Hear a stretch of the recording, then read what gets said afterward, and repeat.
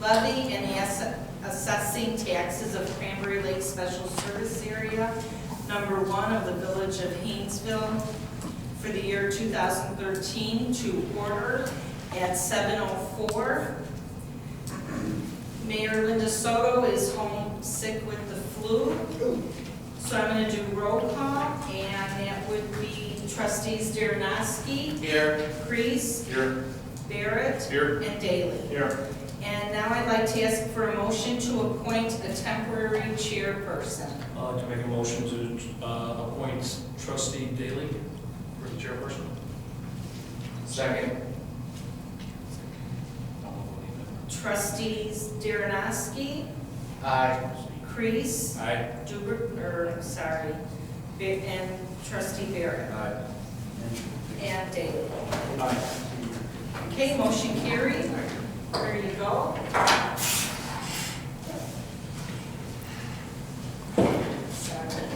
okay.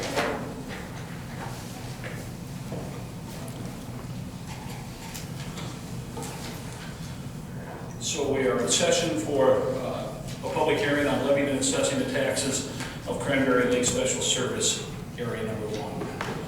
The public hearing is open for comments or questions from the board or from the public. First of all, we need to establish a quorum. So just give you a second, Jim. And we have a quorum present. Mr. Doney? Name and number as usual. Jim Denomey, 120 Total Oak Drive. Good evening. I guess part of what I'd like to have clarified is that if we're going to be discussing this evening, on Cranberry Lake, there are 4 acres that fall under the auspices of the North Township Hainesville Town Association. And so is what we're doing here tonight going to supersede that? Will it affect that? No, we're just reenacting the SSA so that we can pay, the funds built up again and pay for all the continued stewardship. John, talk into your microphone. Am I correct? We're just reestablishing this to pay for the ongoing stewardship and to build up the reserve funds in the SSA again, so the Army Corps is satisfied with the amount of funds we have to protect Cranberry Lake. And the stewardship and Army Corps opinion would also apply to that 4 acres that has not had anything done to it. That I don't know. The village's responsibility in terms of enforcement of the Army Corps permit is for the easement, the conservancy easement, and I don't believe those 4 acres fall within in that easement area. I think that belongs to the town association, does it not? Yeah, I believe so, but nobody seems to want to talk to us. No, that belongs to I believe that, that's why we never took care of we never did anything with that before, correct? I'm asking you. I'm not sure that's what I'm asking. Okay, not having a definitive answer, the best I can tell you is we will get that answer and someone from the village hall will call you up. Okay, I just have some brief comments about that, if that's acceptable. I'm sorry? I have some brief comments about that. Yes. The Cranberry Lake North Town Home Association has acted on Cranberry Lake land improvements, as has been the case with 2/3 of the lake itself. And it's been through the efforts of the lake residents and village residents, the faith community. We even had community service workers looking out there, and the village, of course, itself. This is not a charge of malfeasance or misfeasance. It's an issue of nonfeasance. Nothing's been done. And so, therefore, I think if we were able to sit down with the association leadership to talk about that 4 acres, and still nothing has come as a result of conversations with them about that, I would like to look at some existing statutes that do exist that would enable the village to really turn that into more of what we have seen already, and that is the improvement of the lake, which is and I've made copies of this for everybody. But we do have the Illinois Exotic Weed Act, I've got that stated, which basically says multiple exotics, which include all types of bulk farming. You can't do it. You can't plant it, you can't sell it, you can't get a permit. There's a potential penalty or misdemeanor for it under reckless conduct. We also have a new priority lien ordinance here in Hainesville on vacant property lawn and weed ordinance, which I think is something that could be enforced. We could impose active and current regulations for preservation, like just increasing the number of site inspections. There's a couple of other things about the interpretation. This might be, I'm not trying to practice law, Mr. Mayor. But there are things like demolition by neglect. There's affirmative maintenance, things of that nature. I think we should maybe, not getting any satisfaction, might look at the concept of petty offenses, of which there are penalties and fines. And there are even criminal offenses or penalties involved in some of these things. So again, I think we need to look at the Illinois noxious weed law through the Illinois Department of Agriculture. A landowner cannot grow weedy invasives. It's real simple. It's not too tough. I think the Illinois Nature Preserve Commission, which I think Hainesville is a member, can be a good partner with us on something like this. The invasive species management guidelines are based on pre-settlement growth, so it's not, we're suddenly we cut down forests and plant grass and flowers and that kind of thing. It's also the Intergovernmental Wetlands Management Authority, the IWMA, through Lake and McHenry County is a good partner that we can rely on through their experience. And one of the questions that kept popping up over the years is Cranberry Lake still a federally protected wetland? And what we have found is a federally protected, aided wetland and water preserve versus nature preserve. And it deals with stormwater and habitat issues. So we're still dealing with this stuff, but it's just a different tweak to just a little bit. I've listed a number of partnerships that we might want to consider helping us with this thing. And so anyhow, as long as we're proceeding to talk about the levy and what we can do for our community to make it improved, this is one thing that I think really has well. Last year we became one of the finalists for the governor's hometown beautification awards because of what happened at Cranberry Lake. And we used the other 4 acres about, gee, here's what it used to look like and here's what it looks like now. So we had a good example, bad example, good cop, bad cop, whatever you want to call it, that we had it right here on Cranberry Lake. So I would like to pursue that, and I've made copies for everybody for your files. If you hand me copies, I'll make sure we get them distributed. Thanks for your time. Thank you, sir. Other comments? Mr. Chris? David Chris, I have 567 North Triumph Court, Hainesville. Excuse me. I'm going to address your levy and your SSA matter directly. I realize that as a member of the Cranberry North Town Home Association that our property has not come up to the rest of the standards of the SSA. After some research this weekend, looking at a plat map right here in our Village Hall, the boundaries of the SSA on the north side actually seem to conform to the trail itself and not even the embankment north of the trail along our property. So at some later date, we can, I'm sure, discuss that in more detail. But my question is, what's the total number of tax-paying entities or residents in the SSA, and what will be our annual bill for the next few years?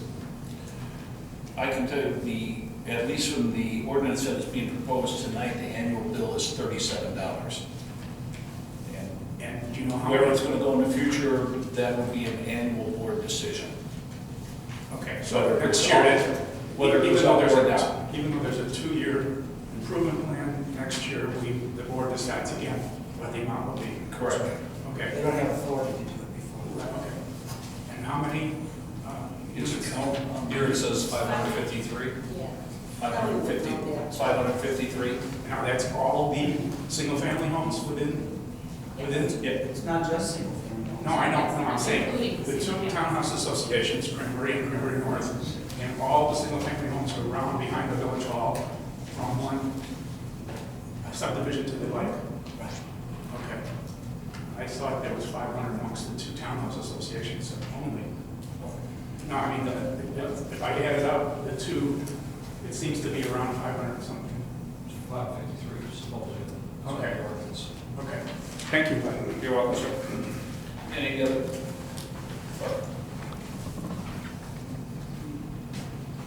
Barbara Jersey, 120 Tall Oak. And I apologize because I wasn't able to meet with all of you or stand before all of you at the larger meeting. Tuesday nights is not a good night for me, but tonight turned out to be a good one for me, so I'm here. I would like to make a submission to the board. It is my comment, not so much about the levy, but just about the whole easement decision. I was under the impression that the decision would actually, was not been definitively made at this time, but that it would still be in consideration, and I also understand that the levy implies that you've already made a decision about the easement.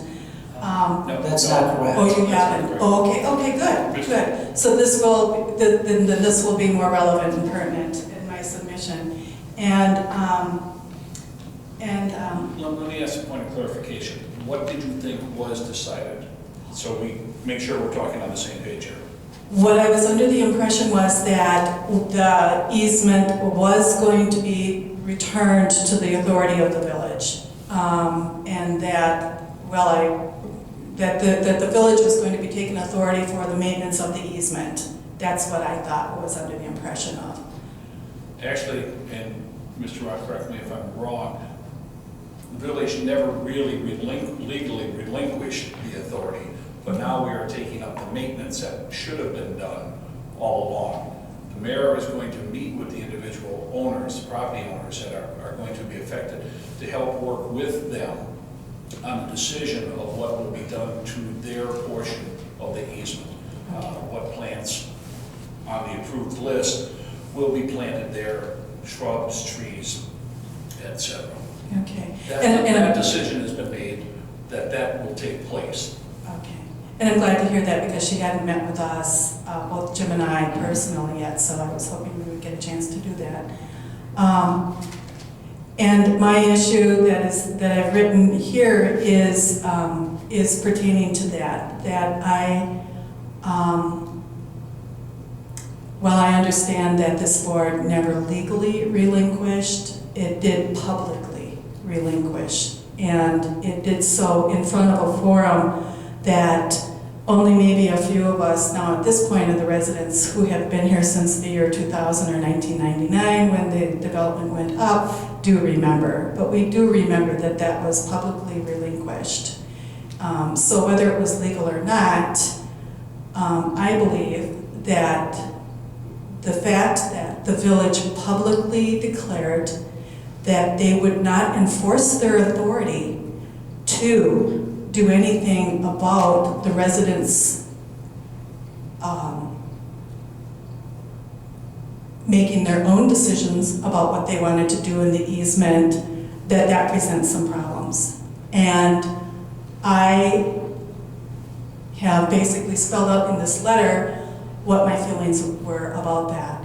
So I'm not going to, and that is caused dissension in our own household because Jim has some very strong beliefs and I have some very strong beliefs, and we have had that since the year 2005. You know, so we've sort of been at each other for many, many years about this situation. But it was, you know, whether we want to sweep it under the rug or not, it was caused by the fact that the village did publicly make that declaration that they would not enforce their authority. I'm sorry that you couldn't attend the previous meeting about this, and obviously everybody has a schedule, because Linda did address a number of those issues, and when this first started coming up, she and the staff did a lot of research, and the board, when that decision was made to not enforce, didn't really have the legal right to make that decision. I understand. So now we're doing, although it may not be popular, we're doing what we are required to do by the law.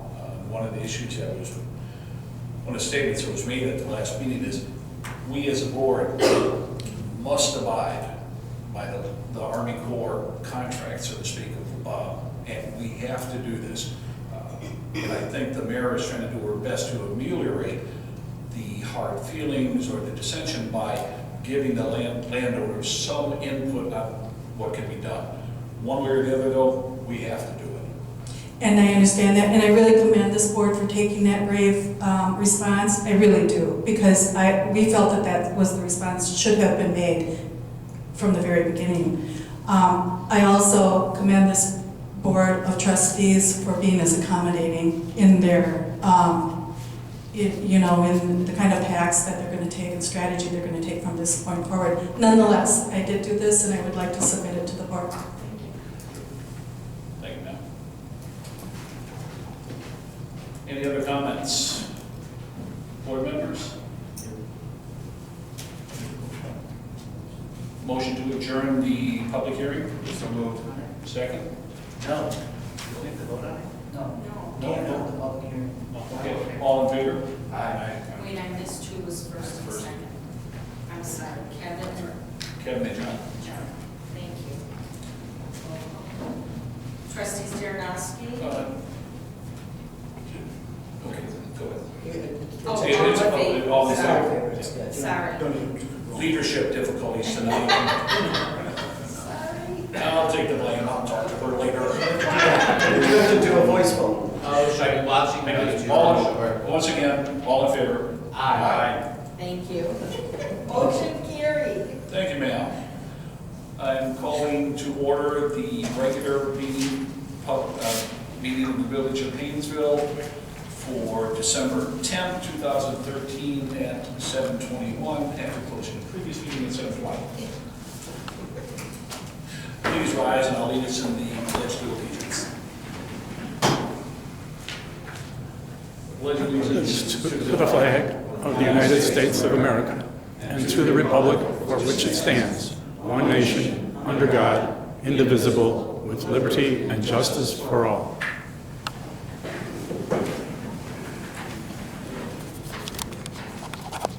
Roll call.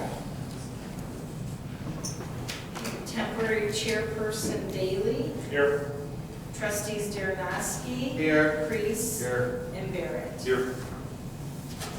We have quorum, minimally, but we have it. Need a motion to approve the agenda as presented? So moved. Second. Roll call. Trustees Darrenowski. Aye. Priest. Aye. Duberstein. Barrett. Aye. And Daly. Aye. Motion carried. Now enter public comments. I see a green card before us. That was from Dave. Dave? Okay. That's David Chris, 567 North Triumph Court, Hainesville. I wanted to address the scope of the improvements, and I understand that this has been neglected by the village. We're catching up. We don't want to create any ill feelings with the residents along that side.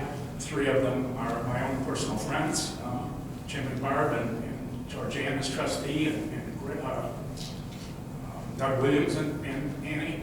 So I know that this seems like, to me, a large sum of money and an open-ended sum of money, because we have a $6,000 minimum and maximum range for a project that was described as a sliver of the total SSA, or of total conservancy land property.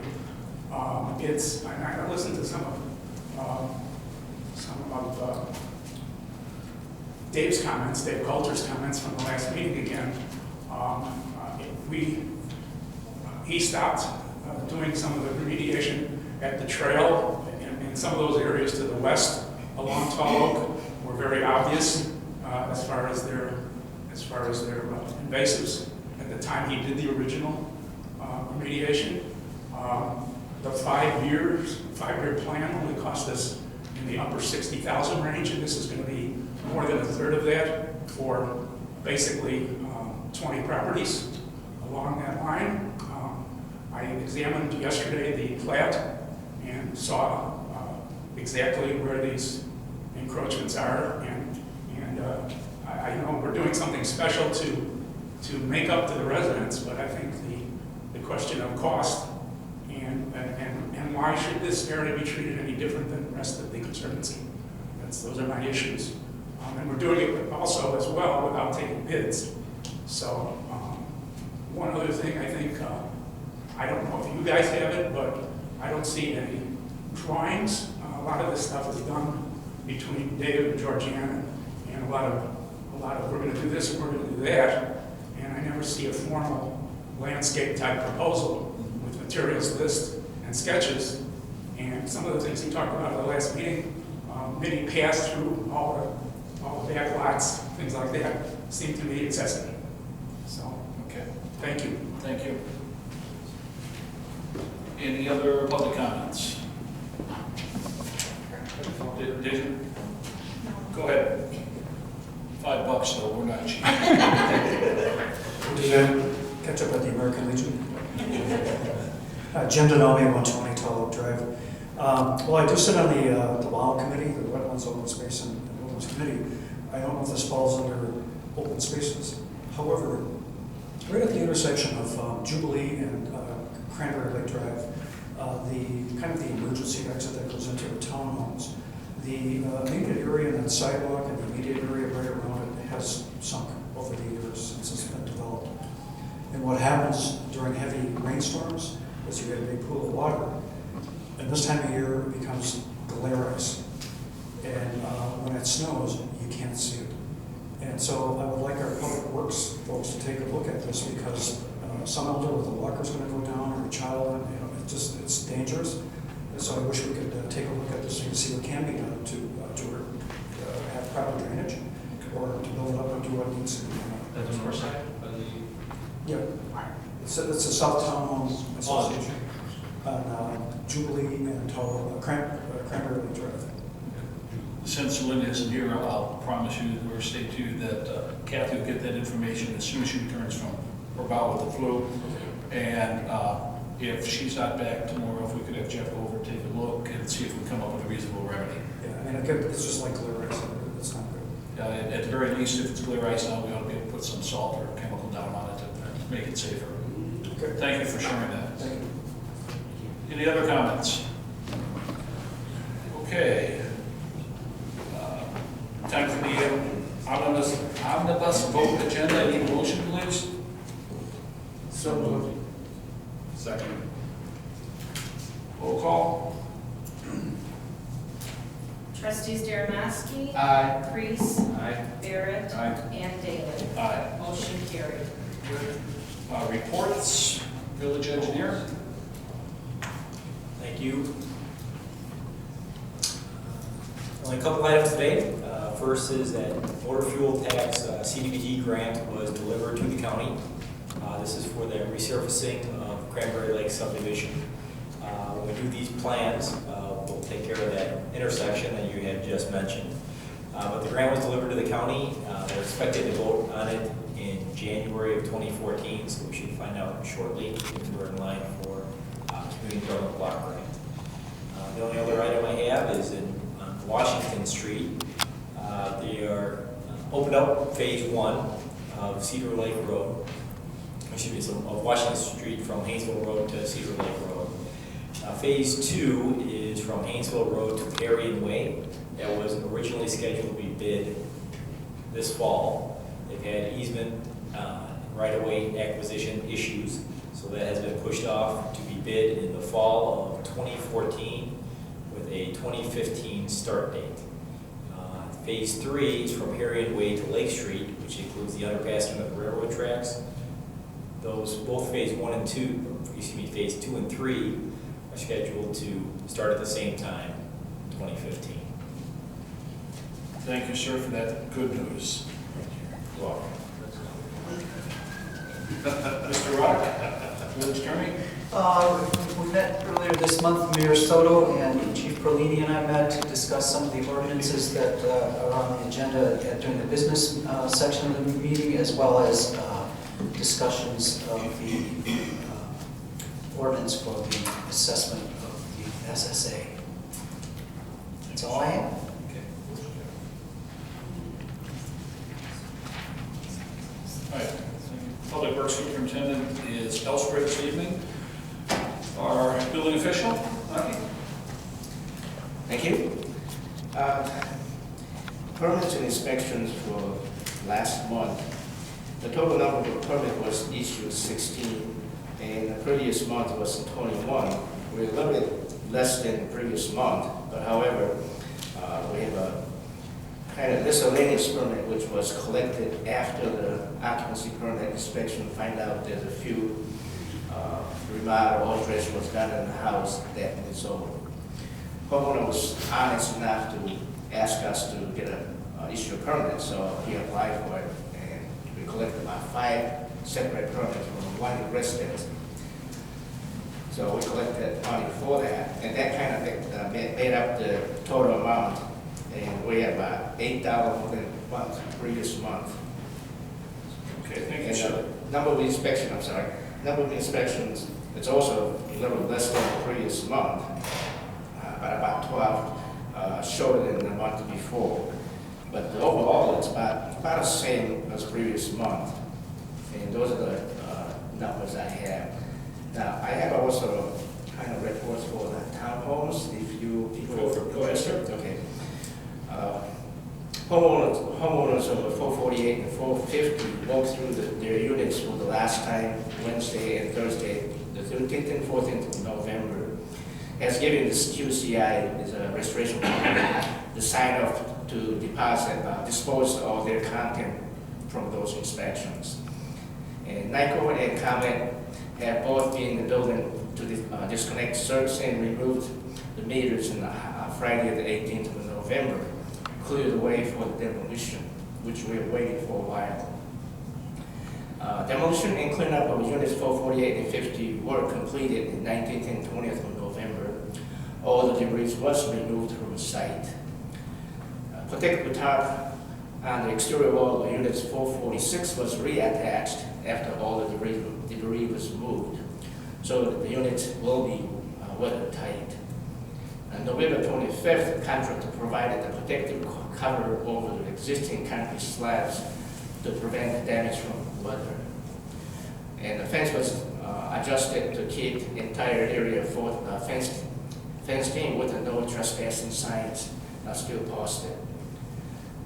The construction documents are in progress for the units 448 and 450, anticipating to having the QCI apply for the permit hopefully this month, this week. Those are the updates for the units for the townhouse from Union Square. All right, thank you, sir. Thank you. Chief Perlini, welcome. Thank you. You have something for us? I was here in case there were any questions about some of the things that Jim was going to bring up later. Okay, very good, thank you. Treasurer, report, Kelly? The only item I wanted to do is remind each and every trustee and staff member that budgets are due January 10th. It's that time. Ho, ho, ho. And we've heard that our leadership is thinking about holding back salary paychecks if budget isn't turned in on time. It seems to be precedent in the state for that. Okay, good. Oh, Jerry, sorry.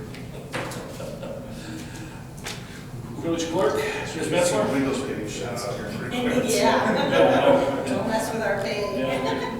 Okay, I worked on the meeting dates ordinance. It is on the agenda for tonight. I shopped with the mayor for the holiday mixer and worked the event, just getting ready for the new year. And then I wanted to report for the mayor that she wanted to thank everybody who was involved with the holiday mixer and with Shop with a Cop. And she wishes everybody a safe and happy holiday. Thank you for that. And for the mayor, I too was going to thank, from my pre-visit here, thank the staff and all participants in the mixer. It was a nice gathering, and the choir and jazz band were very, it was very nicely done. So, and to all of you who had to work, thank you very much. Okay, standing committees, finance, myself, nothing to report this evening. Kelly is going to cover that. We're just working on the budget. Public Works, Trustee Washington is absent tonight. Public Safety, Trustee Crease. Thanks, Jerry. We had a meeting tonight, and in our discussion, it was pretty much what we're going to try and do for next year as far as a workshop, safety workshop, and some good ideas were thrown around. We need to get back to the mayor and talk to her further which way we want to go with this. But I also would like to thank Chief Perlini and the Grace Lake Police Department and all the various other police departments who incorporated for Shop and Cop. It was really great. It's really nice to see how you give back to this community, and the look on those kids' faces were unbelievable, and I really enjoyed it. And Thank you very much. Thank you. That's it. Very good. Thank you, sir. Wetlands and open space, trustee Durenstein is not here tonight, so we'll go on to broadcast media manager, trustee Darrenowski. So we had what I would like to call a little flourish of activity on our YouTube site this past month. We had a total of 36 views, the majority of those being the last village board meeting, so I'm glad that we're able to get them up, and people who necessarily weren't able to attend the meeting were still able to see the meeting, which is the whole point of having the YouTube site.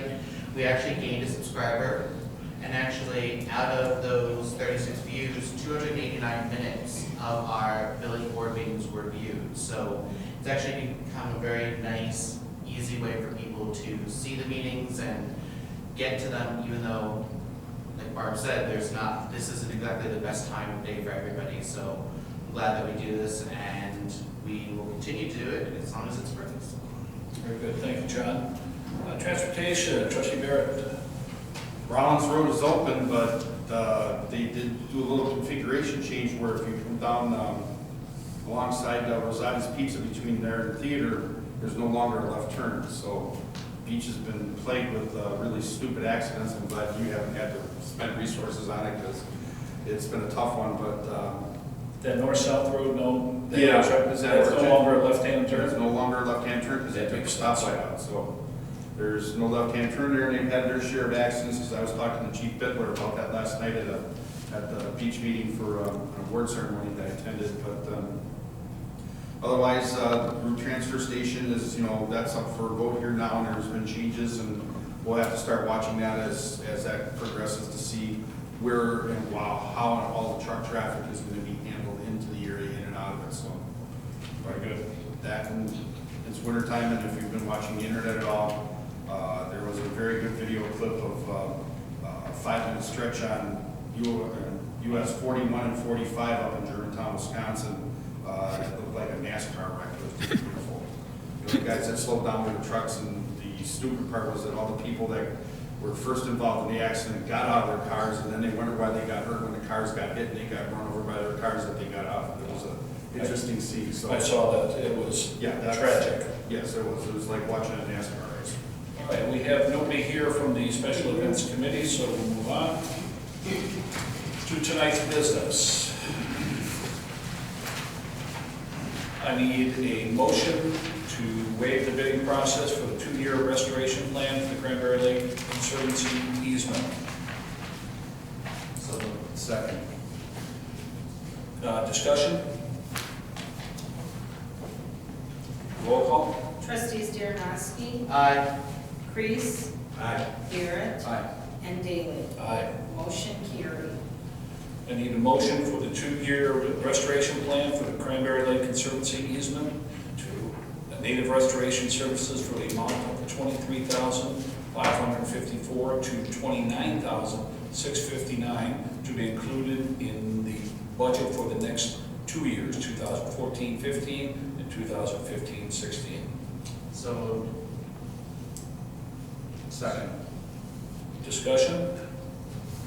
Quick question, there was a $5,000 span, is that just a fudge factor considering we don't know what costs are for fertilizer and seed, things like that? I think, and I don't know if you can step in on this, it's because the mayor has wanted some leeway in order to, when she meets with the families involved, if they decide to go for a more expensive option. Expensive option, okay. That makes Versus sense. less expensive. Okay, that's what gives us that little bit of a wiggle room. Okay. All right, roll call. Fine by me.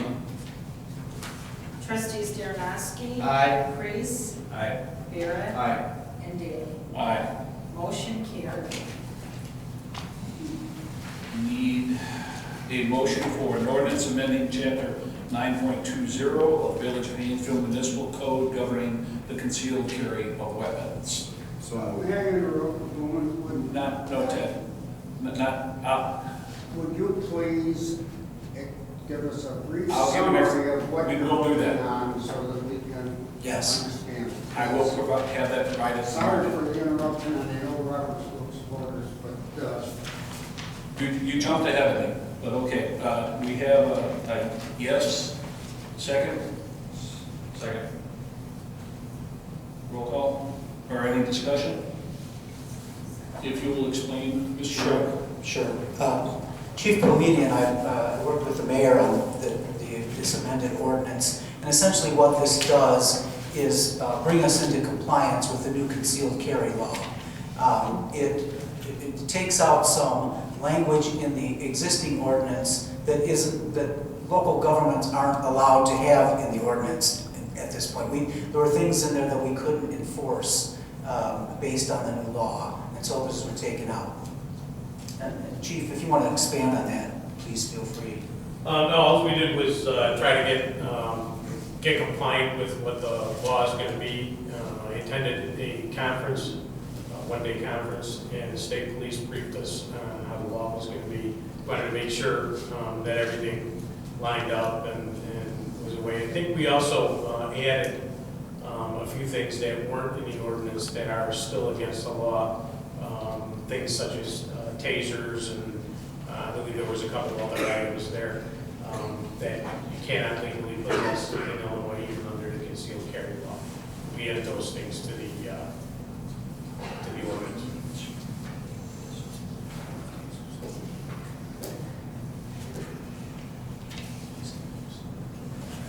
All right, thank you. Any other comments? Roll call, please. Trustees Dernoski? Aye. Crease? Aye. Barrett? Aye. And Daley? Aye. Motion carried. Ordinance number 13-12-179.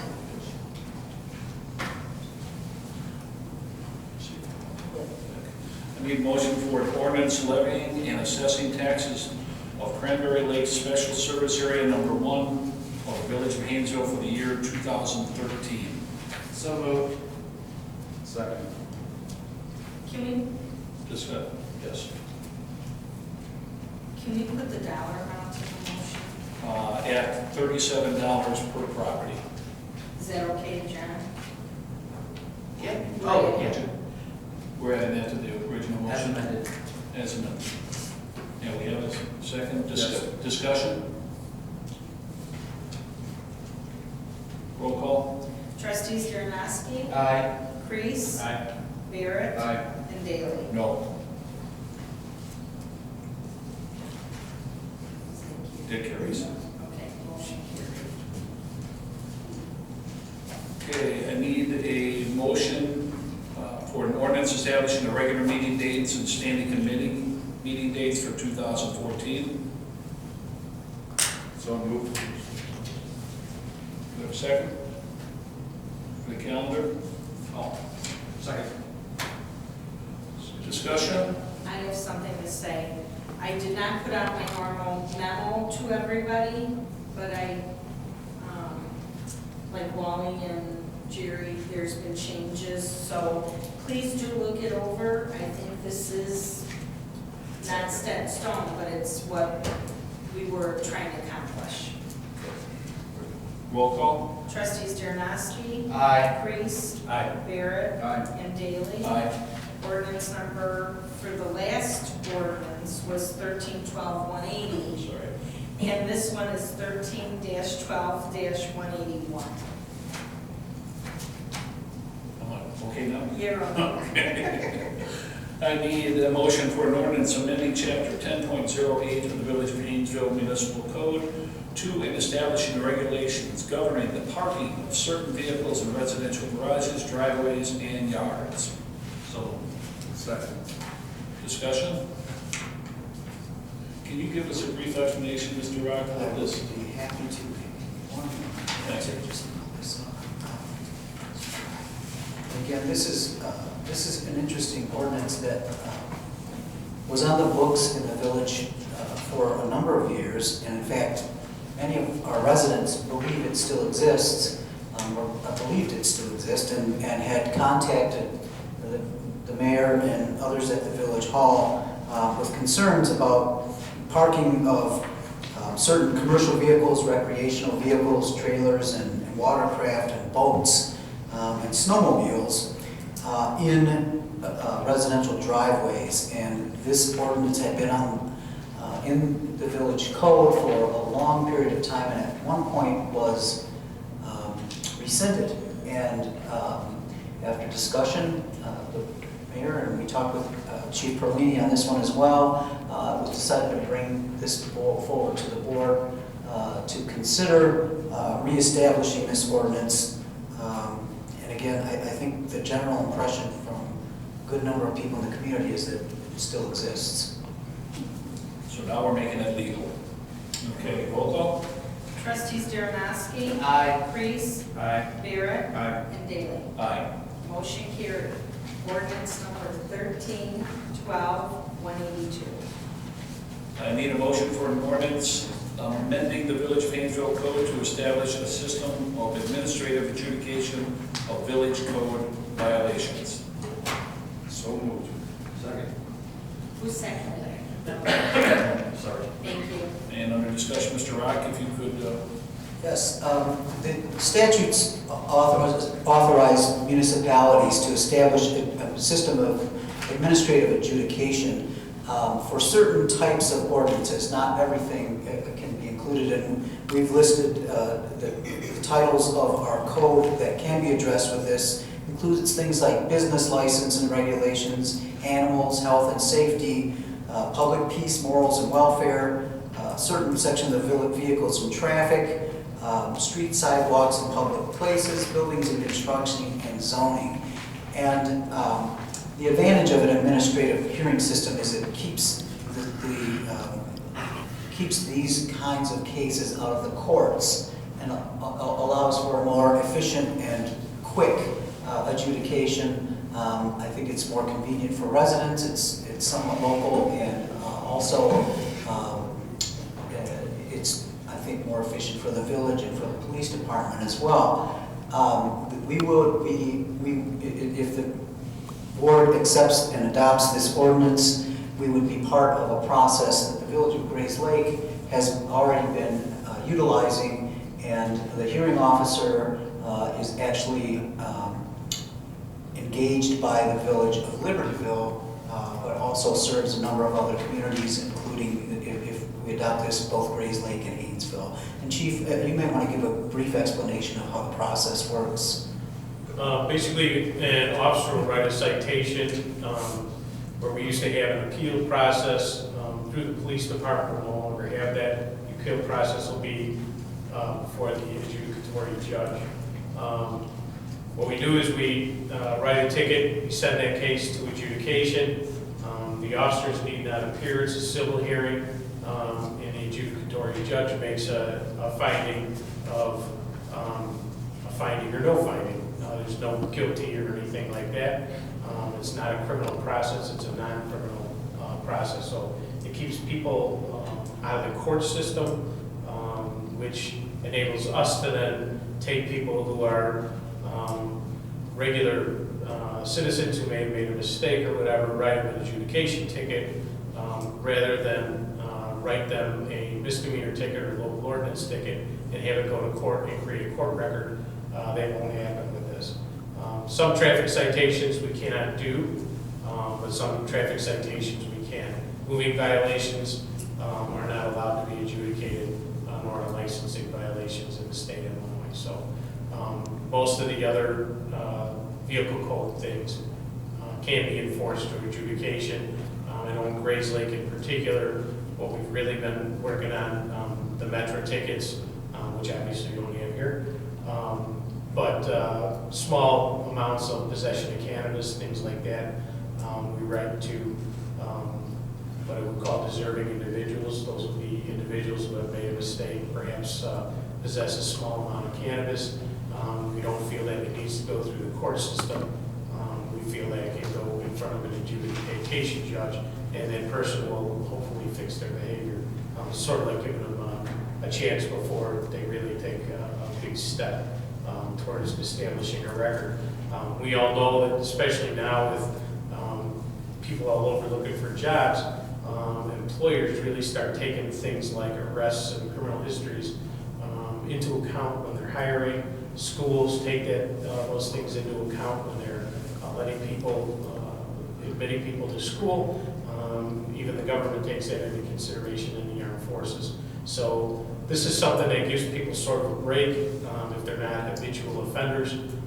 gives us an opportunity to let them rehabilitate themselves rather than be completely punitive with everything we do.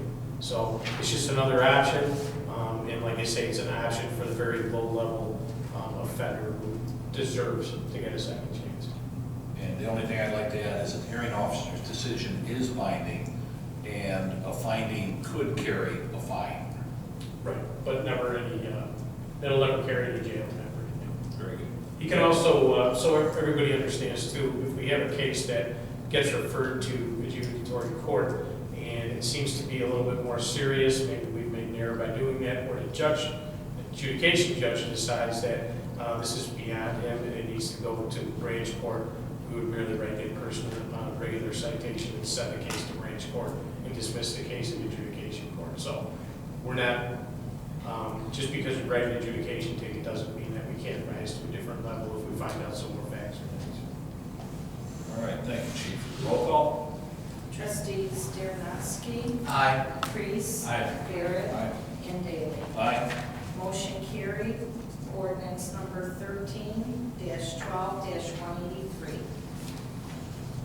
Need a motion for adjournment? So moved. All in favor? Aye. I'm sorry, second?